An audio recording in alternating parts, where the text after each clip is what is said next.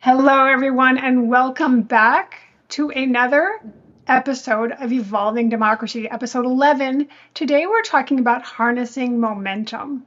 I'm here with my good friend Joni. My name's Christy, and we're going to be talking today about how to keep the enthusiasm going, how to keep moving forward in an environment that's sometimes tricky, and sometimes we run into stumbling blocks, but we want to keep going because, well, we have hope. And we have the sense that things are going in the right direction. But if we pause and take too long of a time to come back to moving things forward, things could get stalled. What do you think, Joni? Yeah, and it is building the momentum and there's so much that is getting thrown at us that it's easy to want to crawl into a cave and just hide for a couple months, but we can't. And there are things that are changing. There are people who are changing. There are people who are speaking out who that might be surprising. So now is not the time to go hide in a cave. Let us move forward with this growing momentum. Sometimes it's hard to feel, but when you see people bending their positions. You see Republicans speaking out in Congress. It's like, okay, things are definitely changing. And you see on the Democratic side new voices, new approaches, new ideas that are creative, that can give us a sense that things are not going to stay the same, that there really are new ways forward if we lean into finding something that's different than, I mean, obviously what we did before didn't really work. Because here we are now. And then it's how do you find those things that could shift the conversation, could shift the actions, could move things forward. And I'm finding that really exciting and really expansive to hear things that are new and different, like the Medikids proposition. Did Mm. you hear about that, I assume? Yeah, that was Senator Kim from New Jersey. Mm-hmm. Yeah. So, for anyone who hasn't heard it, it's about having children be insured from the moment that they're born, moving things down. And actually, I've heard this a number of times, working with children's health is inexpensive because most children are healthy. You do have the person here or there that has some big difficulties, but generally that's healthy and then they're covered. And then that also takes some stress off the parents who don't have to worry about, I've got to stay in this job because my kids need to be insured in case something happens, which of course you're going to do. Like your children might be perfectly healthy, but if a car accident happened or something unexpected, you might really need that medical care. So I just love, I mean, I am not a lawmaker. No aspirations for that. But I love the way people come up with something that's completely new and put it out there. And then they come up with a name and they put it out there as something, hey, maybe we could do this. And then you sort of see how people are reacting and so on. So for me, that helps keep my enthusiasm going, knowing that I'm not alone. Like all these lawmakers are working on things, all these people are working on things, and I see the people that are protesting. Just there's so much evidence here that things are good. Just a question. I've told Joni that there's someone on our roof. Is it doing some repairs? Is it loud? I can mute myself when I'm not speaking. Okay, good. Here, I Carry think. on. Um, well, and talking about this, it reminded me of brainstorming. When you're in a group and you're brainstorming, the idea is you put everything up. You don't you don't negate. You don't say, "Oh, that won't work." You just put the ideas down. And right now we're kind of in that phase. What is possible? What can happen next? What can we do? What have we never thought about? That's what's exciting about getting younger voices and newer voices in. Uh, I used to do, well, probably my favorite job when I was in business was doing business process reengineering. And one of the things that is one of the first rules is you don't say, well, that's the way we've always done it. That's a great phrase to throw out right now. Yeah, because in BPR and business process reengineering, you're talking to people, and sometimes they don't know where the processes came from. It just evolves. And then if you say, well, that's the way we've always done it, there must have been a good reason. Well, maybe there was. Well, let's look at the process in detail. Let's look at what the outcome, that's, you always go for what is it you want to do?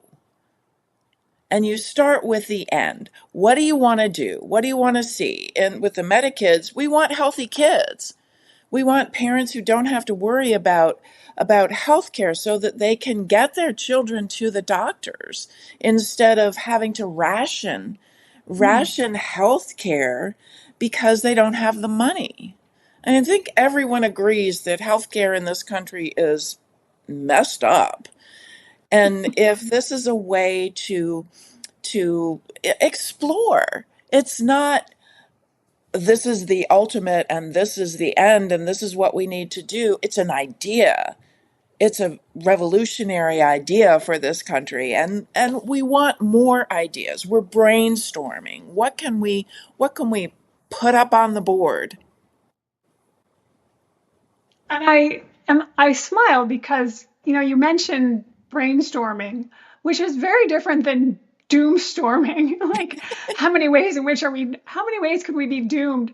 Like we can be very creative about that too. Our minds want to create things and make stories and so on. But this way it's like this freedom and this liberty and this expansion of like, all right, we could, if we start from scratch, what could we do? If we start from nothing, what could we do? And move from there. And your story about, your thing about this is the way we've always done it reminds me of the old story of a woman who always cut the end off her pot roast. And her child was like, why do you do this? I don't know. Well, because grandma's pan was too small. And so like the reasoning has been lost for why we do things sometimes. And if we can get out of that mode of like, oh, well, I can count on this because this is something that's always been this way. And that actually brings me to part of what we were motivated to do for this particular conversation is to start sourcing our wants from another place, if that makes sense. So that's the bottom up kind of thing, or the let the voters decide. Like this is a new paradigm, and I love it. Well, and that reminds me of a story I heard this week about DC foster kids. And you may have some awareness of the foster system. Kids age out of foster care. And in DC, well, in a lot of places, they're given some money, they're given some transitional assistance, and then, you're on your own. And part of with foster care is they don't want to necessarily cut the ties to the biological parents. It's complicated and every situation is different. So foster kids who had aged out of the DC system worked with lawmakers to develop what they call the SOUL Act.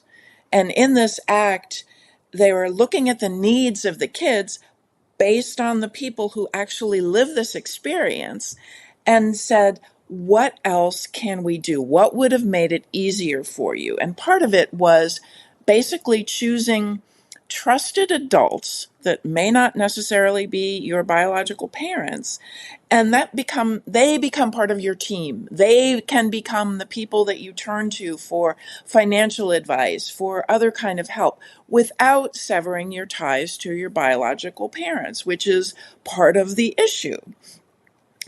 And it came from the people who had that lived experience. And doing that across the board with all of the things that happens in government, I can say from my experience working BPR in business, though the people who are in the trenches, who are doing the work, who have the needs, if they become part of the solution, you'll find streamlines, you'll find issues that you never thought about before, because they're looking at it from a whole different perspective than someone swooping in and saying, here I am to save the day. I can solve this problem for you. That makes me think about the fact that we have an interesting way in which we define experts, because the people that have had the direct experience are the experts on their experience. First of all, what's happened for them personally, but also they have a window into the system that other people don't have. And we've kind of talked about this in other ways before, but someone on the outside looking in is not going to have the same feelings, the same thoughts, the same experience, the same fears, the same concerns, but also the same joys in having, oh, it just felt so good. The idea of having a team, doesn't that sound lovely? Rather than, hey kid, you're on your own. Good luck. Have fun storming the castle. Here's $1,000 and we'll see you, never. Bye. Like, but to think that there's still support and there's still a framework and there's still a foundation. Wow, some scaffolding to hold things up. Thank you very much. So an expert might say, oh, this is just something we can throw money at. Whereas someone who's having the experience is going to want that care and that sense of being looked after. That's very connecting and very supportive and very loving. Even though it's not necessarily super overt, it's still like, oh, I've got someone's got my back. Like this is good. This is very good. Yeah. And Ben says imposing your solution on someone instead of asking what solution they want. Yeah, the we know better than you do thing. Right. And that's kind of what happens with racism, anti-racism work. If you have the white savior coming in instead of saying, okay, we trust you to know your needs. We trust you to know the issues better than someone coming in from the outside. And it's I'm sure it often comes from a place of concern of like, Yeah. I want to help, I want to be supportive. And it's harder. We all know this. It's harder to sort of step back and not be the one that goes, oh, I want to stop feeling uncomfortable. Let me fix this. And be like, I want to be supportive. How do we fix this in the most compassionate way, in the most inclusive way, in the most, aware way, so that the people feel held instead of ramrodded into something they really, really don't want, but they don't really have any choice. I think that helplessness starts coming in when people feel like, I'm not going to have a choice anyway. So I'm just going to roll over and give up. And this way, this empowers them to say what they want. And empowerment is such a big part of what we talk about here, Yeah. because that's what we're up to, because this whole thing can feel so disempowering. Yeah, and there's another comment. It happens in personal relationships too. And yeah, so if you can think about how it might happen in your own life when you've wanted to solve someone else's problems, and based on my experience, doesn't always go well. Doesn't usually go, almost never goes well. Yeah, so it's Ah. you learn how to release uh, release that and let the people who have their own lived experience be the ones in charge, be the ones leading the pack. And that empowerment piece brings me to the idea too of something that's been sticking in my craw a little bit around Democratic candidates, around people saying, oh, there's this kind of candidate's the kind we have to have, like a more traditional Democrat versus a more progressive Democrat. And I'm very vehement about, let's let the people decide. This is what voting is for. What do the voters want? Let the voters pick between the candidates instead of trying to predetermine. These are crazy and unprecedented times. You can't put an old overlay on this is how it's Mhm. always been onto a time like this. So how about if we trust that people know what they want and not assume, oh, we have to do it the old way because it's the only way that's going to work, when the old way is not working. Well, and it didn't work when it was theoretically working because it was narrowing the conversation.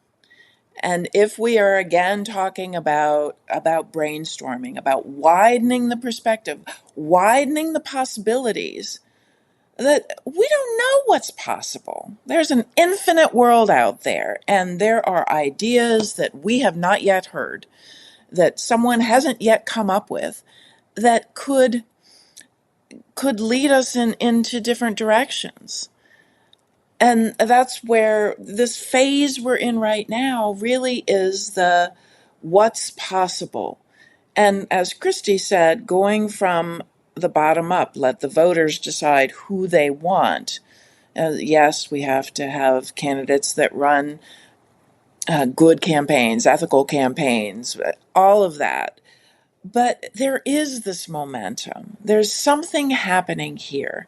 And the more people we can get feeling like they're a part of the solution, that they have a voice, and it's not just voting, it's being able to say, this is what I think about this process. This is what I think about this problem. And again, going back to my business process reengineering, you start with what you want to see. What is it you want to see in the end? And then how do we get from here to there? And this is an interesting difficulty, I think, for people in politics, in that we don't know the future. I was listening to Ben Wickler yesterday, who just wrote a book, This is the Plan, which is his plan to, there's a subtitle, something like America's on fire and this is how we put it out. I mean, that's a terrible paraphrase.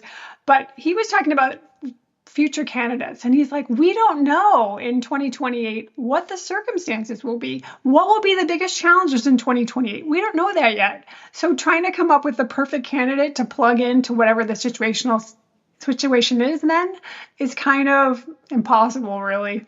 But our minds, of course, love to look into the future and come up with solutions and so on. But we know what's going on now. And we know what's likely to go on if we don't turn things around at the midterms. So here we are immersed in this current situation. What things are landing and what things sound good and that's exciting. And let's build on that and let's keep going from there, using that information from the people who are affected, using information from people who have changed systems, because Ben Wickler just done a ton of work in Wisconsin, turning them around to having things very much Republican oriented, and all the gerrymandering and all this, their Supreme Court was all messed up, and it's come out from the other side. So he has direct lived experience of how to turn something around. This can be done. And so we take the knowledge of those who've done something, and then we build from there. This is such a building time. It's pretty inspiring, actually. Yeah, and that sense of ownership is important too. I have talked before about this organization called Common Sense American.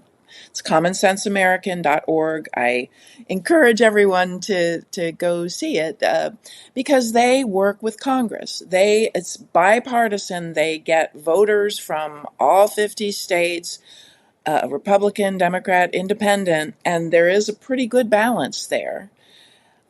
Mostly independents, but the Republicans and Democrats are pretty much in balance, and present issues. The issue this year is immigration. And I did whatever they call it, their issue thing where you're supposed to, it's a survey, but it's like an hour long survey to do it. And at the end, it's like, what have we missed? And I was like, well, you missed this and you missed that. And what are you talking about? We need to have immigration judges. Where is that whole aspect of it? It was my opportunity to weigh in. So I feel like I have a voice through this organization. And the more we feel like that, there's research about this, where if you, like employee-owned companies, if you go from top down to employees have some sort of a stake, they come up with new solutions to save money. They come up with new solutions to streamline. They come up with things that someone coming from the management going down would never see. And that's what we want for this country, that we are going from the people who have the lived experiences and letting their voices be heard so that the solutions that come are new and innovative, that are streamlined, that save money, that come to the outcome we want, where every person in this country has the opportunity to thrive, that has due process of law, that have educational opportunities, that have health care. That's what we want in the end. Which brings me to the idea of creativity. Like, this is an opportunity. Brainstorming really is a creative act, and it's sort of unfettered and free. And that's the kind of energy we want to bring to all of this creation of something new. We're birthing something. Yes, it feels like we're birthing something.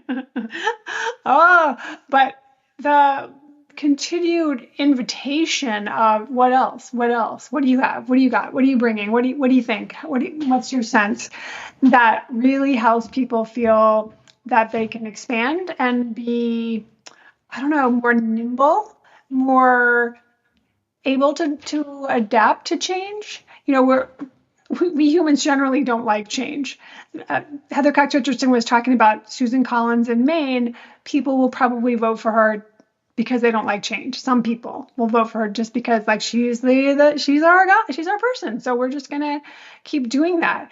But if there's a motivation for doing something differently, and then being able to be like, oh, like that actually was a good thing to get rid of someone who's so MAGA. So this uncomfortableness with how we are right now also translates into an uncomfortableness with change. But so many of us know, oh, thank goodness we did that change, whatever it is, because, oh, look, it's so much better on the other side. So this whole thing of fear and love is coming up for me again. Can we lean into where there's more love and expand into being kind to ourselves when it's hard, and then being kind to others when it's hard for them, and collectively being more compassionate and kind to each other. Yeah, and in the helping people express their lived experience is also the sense of curiosity. Like, if someone is part of this system or part of whatever it is, the issue that's at hand, just being curious about what they think and what they've done and what doesn't work and what about it is hard. If you say, why is it hard? That could seem like it's demeaning. Well, it shouldn't be that hard. What's wrong with you? But Right. what about it is hard? Because anything that has bureaucracy is going to be hard in some way, shape, or form. That kind of question I find really beneficial. I actually use that in my Akashic Records readings at times to say, what do you find hard about that? Like, where does it feel stuck? Where does it feel challenging? Where does it feel difficult? And people tend to really suddenly go, oh, like they get out of the generic hard and they go, oh, actually, this is the pain point. This is what's really uncomfortable. How can I be with that part as it hopefully resolves and moves out into space, being more expanded and less intense, rather than it just feels hard and overwhelming. I think it helps both the listener and the speaker to be heard and to lean into what is that question, and then to articulate it can create some transformation right there, where they go, oh, you know what, this is really the part that's hard. And now they can go forward and speak to others about, this is where it really feels difficult. And that might be the way in for a solution bringer or a brainstormer to say, this is where people are reporting that it's hard. Can we pull that apart? Can we make that softer? Yeah, and that the interviews and talking to real people with about their real experience, that's so critical to this whole thing. And if you keep the image of of brainstorming, whenever you've done brainstorming, it's everything. If you think about a big whiteboard, there are no wrong answers in brainstorming. They're just potentials. And it's interesting because in politics, it seems like there's a really strong tendency to say this is a right answer and this is a wrong answer. Mm-hmm. Whether it's a policy decision, whether it's a candidate decision, whether it's gerrymandering, I think the district should look like this. Well, I think they should look like this. That this goes back to one of your premises, this sense of certainty, this sense of like, I have all the answers and it's like this, and this is how it is, which we love as humans, even though human frailty, so often we're actually wrong when we do that. But that feeds into that idea of like, oh, there's these two ways, and this way is the only way. And I love that brainstorming then brings in, what if there's another way? Or what if there's a combination of ways? Or what if there's a way that we've never, ever imagined that was so different? I think that's why the word socialism, this democratic socialism phrase, is scaring people, because they're saying, we want big changes. And while on the one hand, we don't necessarily like what's going on, big changes sounds scary. And yet, what are we getting every day with this regime? Big unwanted changes. Dun, dun, dun, dun. Yeah. Yeah. And so we are, even though we crave certainty, it's uncertain. Everything that's going on now is uncertain. And it is scary. Sometimes I have to consciously calm myself because I start thinking the worst, which tends to happen in the middle of the night. I'm not sure why, but in the middle of the night, it's like there are monsters under the bed. But we can also think about the good possibilities. It's where are our anchors? What keeps us personally steady? And it's love. It's love. It's the connections that we have. It's people. It's not things, and it's not institutions. That is some sort of wish list that we can be safe if we have A gilded whatever Oval it is. Office, for example. But our safety does not come from the outside. It comes from within. It comes from our sense of love. It comes from our sense of connection. It comes from our sense of possibility. That we can, yes, there are real fears in the world. There are scary places and there are scary people. But when we are with those we love, it doesn't seem as scary. Absolutely. And if we can befriend those monsters, we created them and we stuck them under the bed. So can we be with the fact that that's something we've come up with, but we can also come up with a way to soothe it, a way to tell ourselves it's going to be okay. We're going to figure it out. We're going to find our people and we're going to work with them and be with them. And there'll be moments when they're stronger and there's going to be moments when we're stronger. And there's going to be times when we have more faith. There's going to be times when they have more faith. And we just keep going together. Together, together, together. We talk about this a lot, this togetherness, this we, Joanne Freeman talks about the we a lot. And but it does help so much. Even us coming together once a week to have these conversations, we're less alone. We're less in our house thinking the monsters are there day or night that might come out. And yeah, so if we remember that we have human frailty, that it is normal to some extent to feel fearful, to not know what's going to come next, and so on. There's also this resilience and this empowered sense of community, and this is where this momentum and enthusiasm idea came from for today. Of like, let's keep going, we've got this, let's keep going, bit by bit by bit by bit. That we will come out to a better tomorrow. And with our own feeling of momentum, we can help those who might be feeling less momentous at the moment and bring new people into this this wave, the wave of possibility that on the other side, and there will be another side, that there will be something far better, far more humane, far more loving, far more fair. And with that, let's put love into action together. Together. See you next Thank you. time. Thanks Bye. for coming.